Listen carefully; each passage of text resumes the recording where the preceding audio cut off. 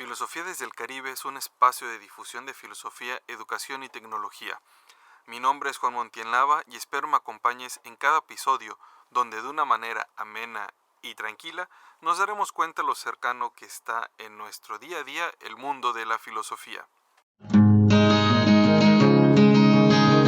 Filosofía desde el Caribe, especulando tú y yo. Hola, ¿qué tal? Estamos en el episodio número 8 de Filosofía desde el Caribe y el día de hoy vamos a hablar de la filosofía antigua, principales filósofos y principales filósofas. Pues bien, recordemos que filosofía antigua, ¿cómo llegamos a la filosofía antigua?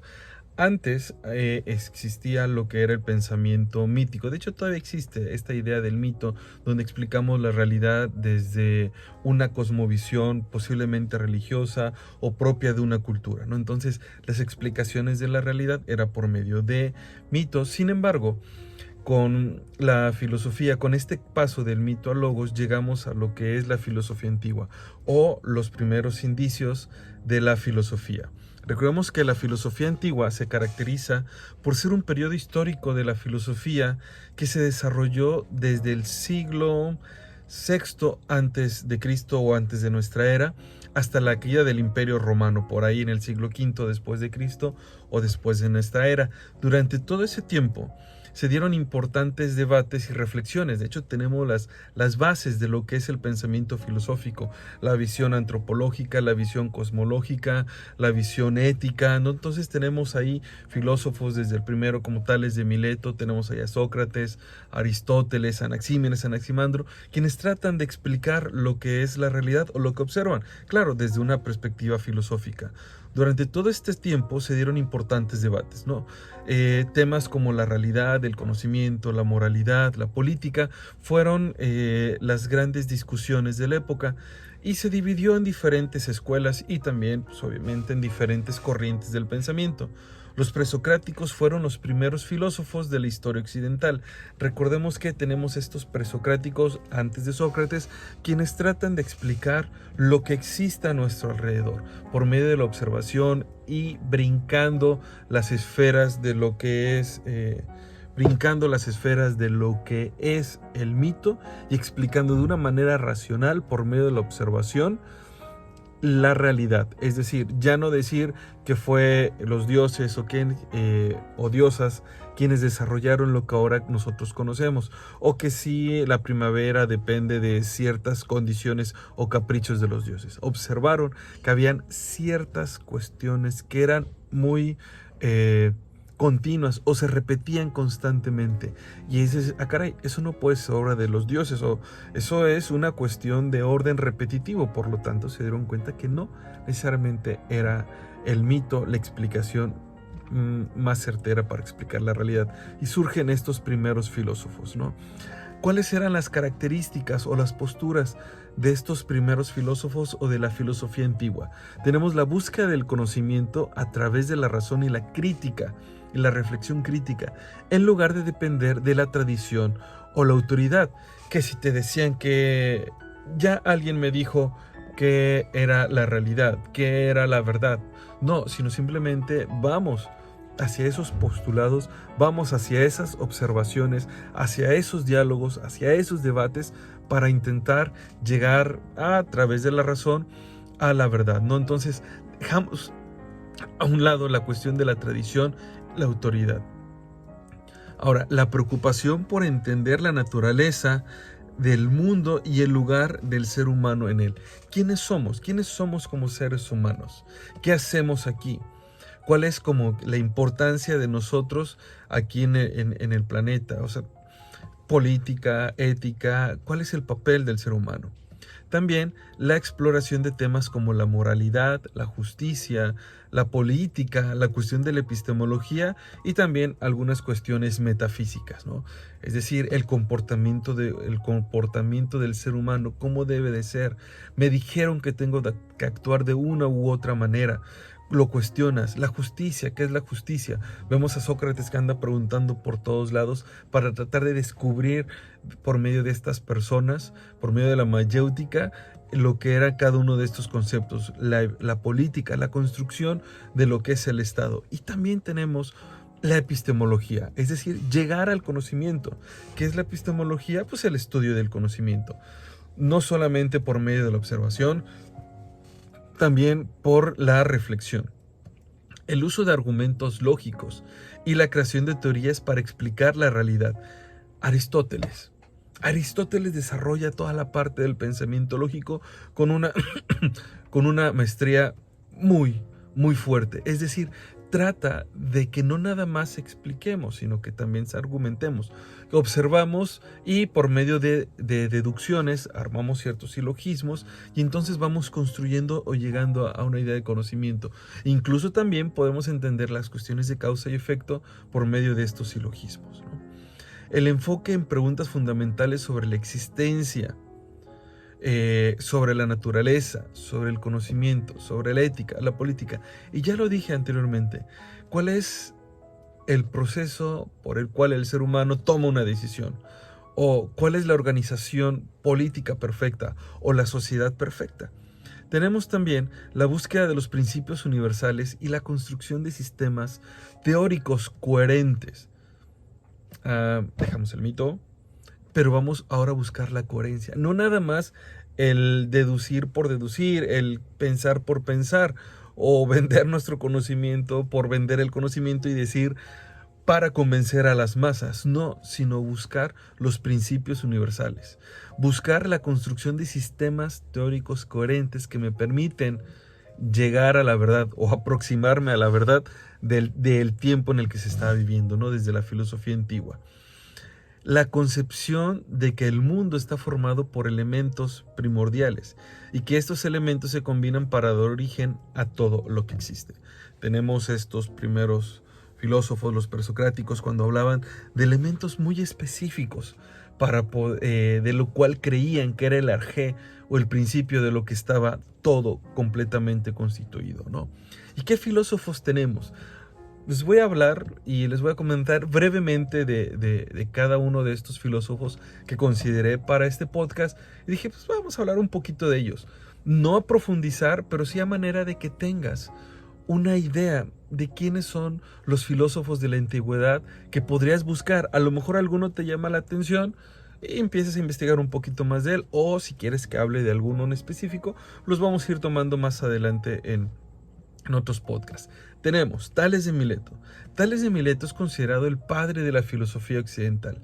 Tales creía que todo el universo estaba formado por agua, siendo este elemento el principio fundamental. Entonces, si hablábamos de que buscábamos esta concepción del origen, del arjé, del principio de todo, en este todavía presocrático, pues él decía el agua. El agua es la constitución de toda.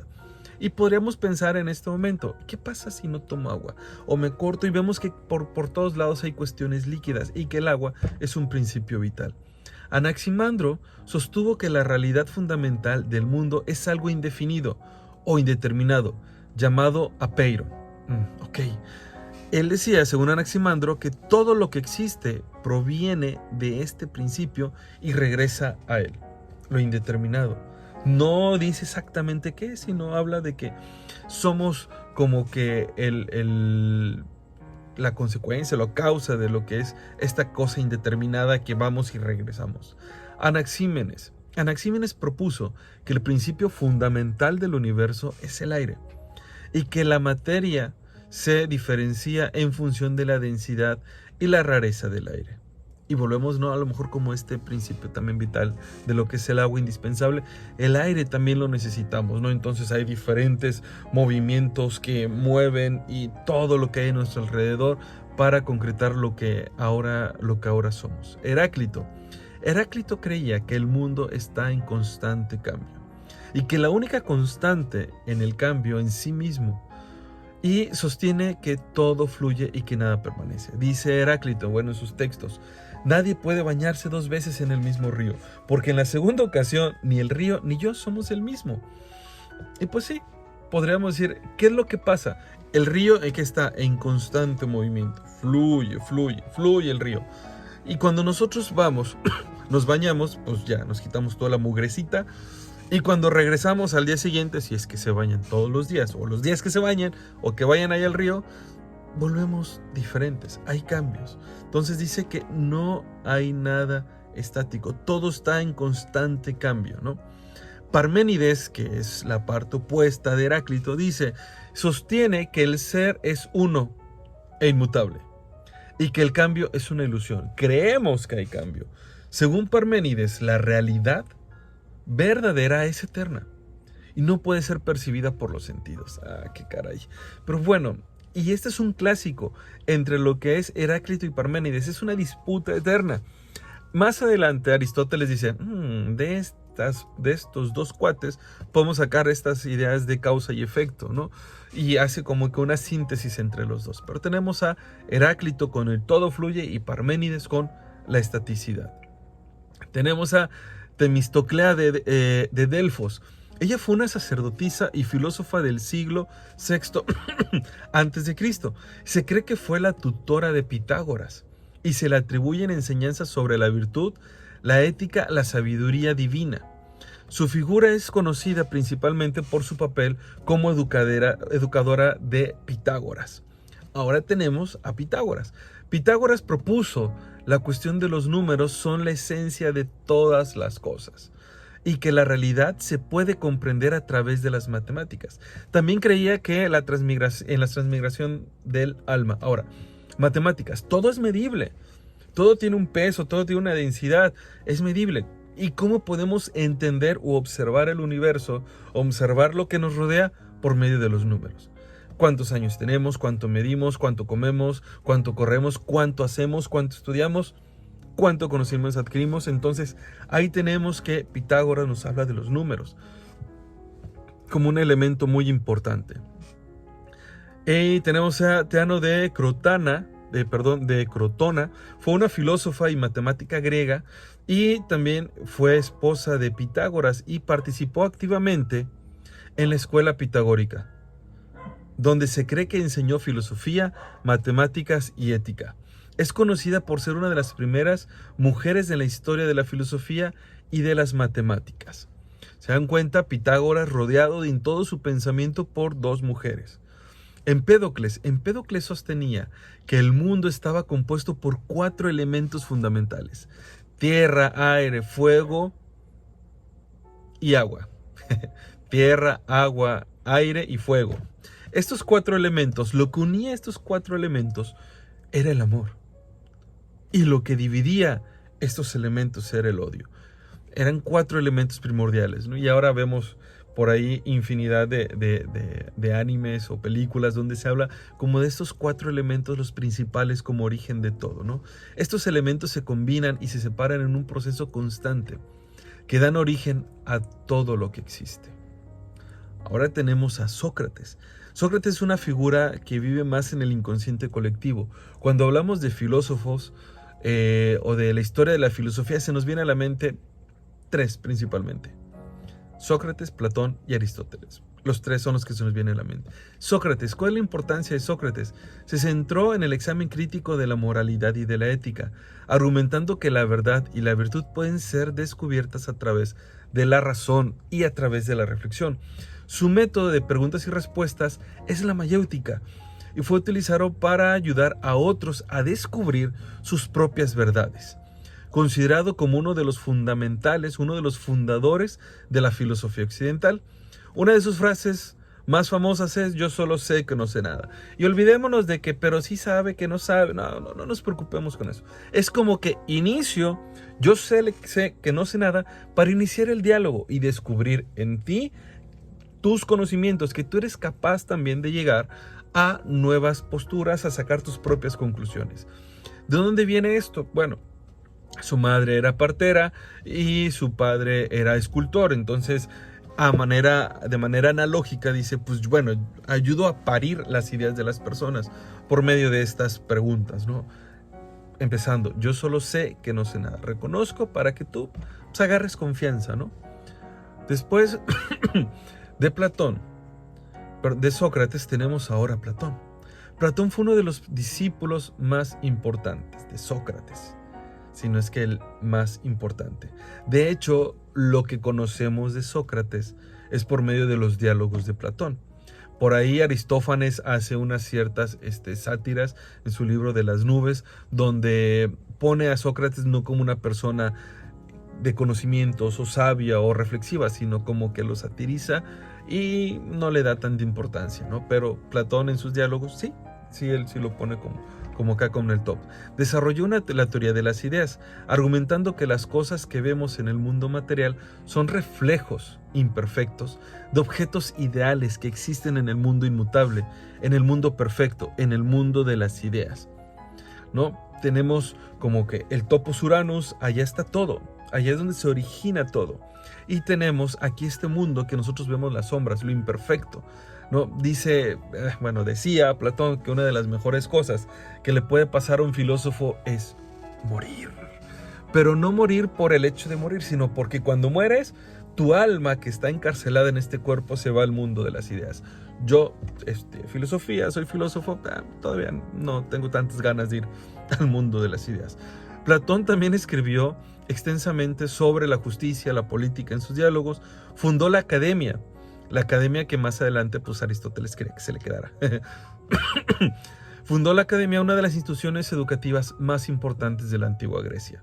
En sus obras, como La República, desarrolló una teoría de las ideas que afirmaba que las cosas del mundo sensibles son imperfectas, copias de las ideas eternas, inmutables, que viven o están o habitan en el topos Uranus. Todo lo que vemos aquí es imperfecto. Además, lo entendemos. Todo aquello que está como nosotros en un tiempo, un espacio, o que tenemos materia, somos parte material, ¿qué es lo que sucede? Somos seres que tenemos principio y fin. Somos seres perfectibles que nos vamos desarrollando. Somos seres que vamos cambiando. Entonces, por lo tanto, no podemos ser como que esta parte estática de lo que es la perfección, ¿no? Tenemos a Aristóteles. Aristóteles fue un estudiante de Platón y pues aquí el cuate creyó que se iba a quedar con la academia, pero pues a la mera hora no, y más adelante funda lo que es el Liceo, ¿no? Fue de los estudiantes más importantes de Platón. Más tarde fundó su propia escuela, que fue lo que es el Liceo en Atenas también. Fue un pensador sistemático, interesado en una amplia gama de temas, desde la música, desde la lógica, la metafísica, la física, ¿no? Incluyendo temas, ¿no? Ética, política, física, biología, metafísica, matemáticas. Es conocido por su teoría de la causalidad o causa y efectos, y en su énfasis en la observación empírica y en la lógica deductiva.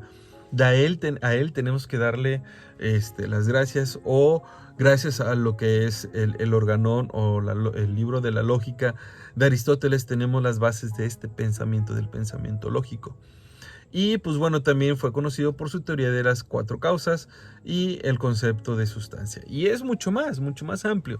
En el caso de Aristóteles nos podemos llevar, no sé, infinidad de clases, igual de Platón y Sócrates, ¿no? Son como que estos 3 grandes, ¿no? Tenemos a Epicuro.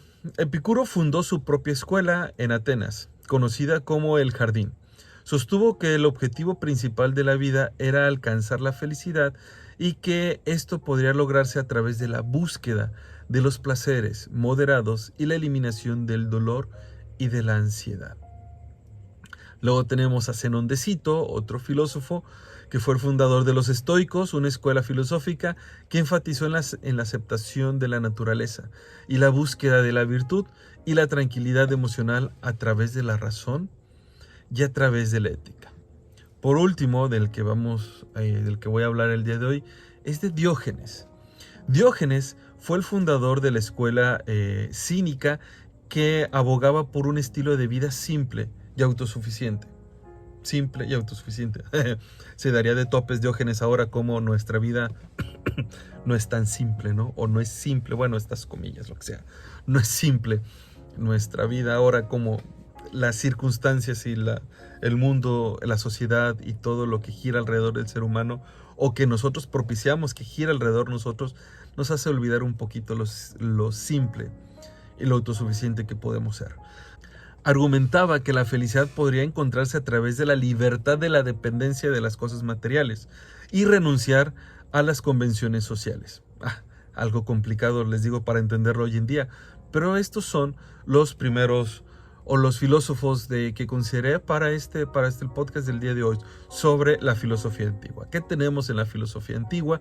Tenemos el inicio de la filosofía, tenemos el parteaguas, el paso del mito al logos, tenemos las explicaciones racionales, las explicaciones por medio de la observación, el buscar o sistematizar el conocimiento. Tenemos estas escuelas donde se buscaba precisamente argumentar, implantar, conocer todo lo que sucede a nuestro alrededor por medio de la observación, por medio del análisis, por medio de diferentes posturas. Algo de lo que se hablaba o de lo que se comenta mucho en estas primeras en inicios de la filosofía, en el inicio de la filosofía, es la cuestión de que es un estado de vida. La filosofía, más allá de verlo como un estudio, como una ciencia especulativa, es verlo como un estado de vida. Adoptas una postura, adoptas la postura ética de Platón, adoptas la postura ética de Sócrates, adoptas la de Diógenes, la de Zenón, la de Epicuro, no sé, buscas o estructuras la idea de que toda nuestra realidad es con base o por medio de los números, como en el caso de Pitágoras. Y bueno, este fue el podcast número 8 de Filosofía desde el Caribe. Hablé de lo que era la filosofía antigua. Recuerda seguirme, escuchar este podcast, compartirlo, y si tienes alguna duda o algo de lo que quieras que se comente, no olvides ponerlo en los comentarios. Para quienes nos escuchan, para quien me escucha en Spotify o alguna de los servicios de audio, gracias por escucharme. Para los que están en YouTube, gracias por, además de escucharme, verme, y me estarán viendo y escuchando en el siguiente podcast. Que tengan un buen día y recuerda que Filosofía desde el Caribe cada semana. Y sé que ya me había despedido, pero me acordé y debo un saludo a un exalumno que le di clases en La Salle en la preparatoria de La Salle de Cancún, Garma, y también me lo topé en la Universidad del Caribe, un gran estudiante, un gran jugador de básquetbol, y aquí está el saludo, y con mucho aprecio y cariño, y nos vemos, ahora sí. Esto fue el podcast Filosofía desde el Caribe. Semanalmente se estarán presentando nuevos episodios. No se te olvide compartir y suscribirte, esto ayudará a mantener el ritmo de las publicaciones.